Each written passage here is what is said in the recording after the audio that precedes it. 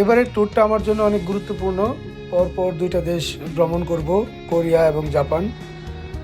রাত 11টায় বাসা থেকে রওনা দিয়ে 2:45 ফ্লাইটে উঠেছি। আশা করি ভোরের মধ্যে থাইল্যান্ড পৌঁছে যাব, ব্যাংককে ট্রানজিট। এই যে ব্যাংককে পৌঁছে গেছি, ট্রানজিটের জন্য অপেক্ষা করছি। ব্যাংকক এয়ারপোর্টটা অনেক বড়। এখন আমাদের যেই গেট, মানে পরবর্তী ফ্লাইটে ওঠার জন্য যাচ্ছি। ফ্লাইটে ওঠার পরে আমাদের সাথে অনেকেই ছিল। চমৎকার একটা ব্রেকফাস্ট দিছে। ব্রেকফাস্টটা আসলে আমার থাই এয়ারের ব্রেকফাস্ট খেতে খুব ভালো লাগে। ব্যাংকক থেকে ইনচিয়নের উদ্দেশ্যে, মানে সাউথ কোরিয়ার উদ্দেশ্যে রওনা দিলাম। ফ্লাইট যাচ্ছে।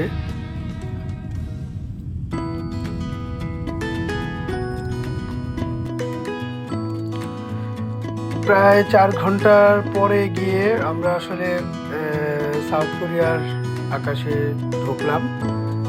সাউথ কোরিয়া আমাদের জন্য মানে এবারে জার্নির প্রথম ধাপ। তারপর যাব জাপান। আমরা সাউথ কোরিয়াতে যখন ল্যান্ড করছে প্লেন, ততক্ষণে পার হয়ে গেছে প্রায় 5 ঘন্টার মতন। ব্যাংকক থেকে 5 ঘন্টা পরে ইনচিয়ন এয়ারপোর্টে নামে। সেখানে আমাদের জন্য অপেক্ষা করছে মিস্টার জো, একজন এক্স প্রফেসর। আমাকে প্রচণ্ড রকমের আদর করে। তার সাথে আমি সিওলের উদ্দেশ্যে যাচ্ছি। দুপুরের মধ্যে সোল পৌঁছে গেছি, ইনচিয়ন এয়ারপোর্টে।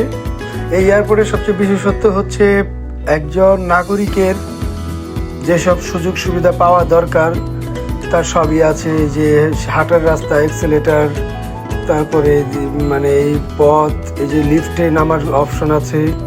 সব দিক দিয়ে লোকজন আসা যাওয়া করতে পারে ইজিলি এবং কোনো প্রকার বাধা নাই।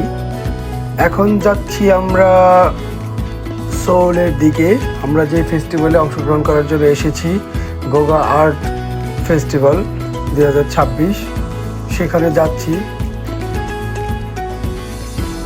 একটা দেশের মানে একটা দেশ কত সাজানো গোছানো হওয়া যায় সেটা বোঝা যায় কোরিয়া আসলে। কোরিয়াতে এর আগেও আমি 2বার এসেছি। এর আগেও বেশ কয়েকটা ভিডিওতে বলেছি যে এখানে মানুষজন খুবই মানে বিনয়ের সাথে কথা বলে। দেশটা প্রচণ্ড রকমের নিট অ্যান্ড ক্লিন, আবহাওয়াটা খুব সুন্দর, বাতাস খুবই হালকা এবং মানে আপনার কাছে হার্মফুল মনে হবে না কোনো কিছুই। এবং গাড়ির স্পিডগুলি থাকে মানে একেবারে ট্রাফিক আইন অনুযায়ী। আমার কাছে ভালো লাগে। দেখেন তাদের নদীগুলি কত নিট অ্যান্ড ক্লিন, তার পাশে গড়ে উঠেছে বিশাল বিশাল অট্টালিকা। তারপরও মানুষজন এখানে চলাফেরা, লেন বাই লেন গাড়ি চলে। রাস্তাঘাটগুলি সম্পূর্ণ ট্রাফিক আইন মেনেই তারপরে তারা চলছে।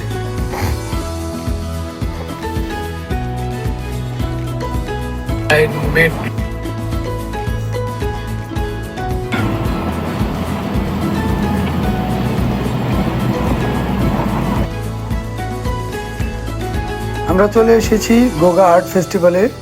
এই গ্যালারিগুলিতে professor Jo and artist Rose Park তারা তাদের কাজগুলি করে নিচ্ছে। আমি এখানে আমন্ত্রণ হয়ে এসেছি।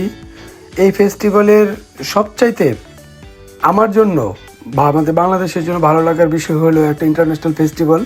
এখানে বাংলাদেশের 2জন চিত্রশিল্পীর, তরুণ চিত্রশিল্পীর চিত্রকর্ম প্রদর্শনীতে হচ্ছে। এই প্রদর্শনীর মধ্যে দিয়ে এই গোগা ফেস্টে যারা বিভিন্ন দেশ থেকে এসেছে তাদের ফেস্টিভ্যাল, এবং এটা যেমন আনন্দের তেমন গর্বেরও।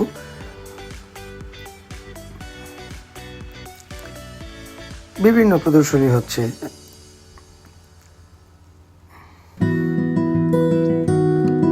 এই যে আমাদের বাংলাদেশের চিত্রশিল্পীরা তাদের কিছু কাজ বাকি আছে, ওগুলি গোছায় নিচ্ছে।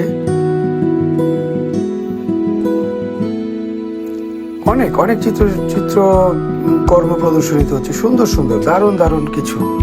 এত চমৎকার থিমে এক একটা চিত্রকর্ম তৈরি হয়েছে, মানে দেখতেই ভালো লাগছে।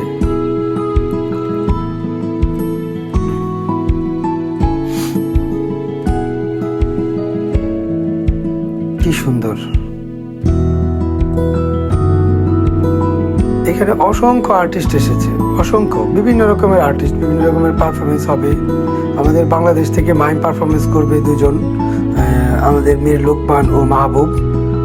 তাদেরও এক ধরনের প্রস্তুতি চলছে। এই যে দুজন চিত্রশিল্পী ফয়েজ হাসান, তারা তাদের চিত্র প্রদর্শনীগুলি একবার একটু চেক করে নিচ্ছে।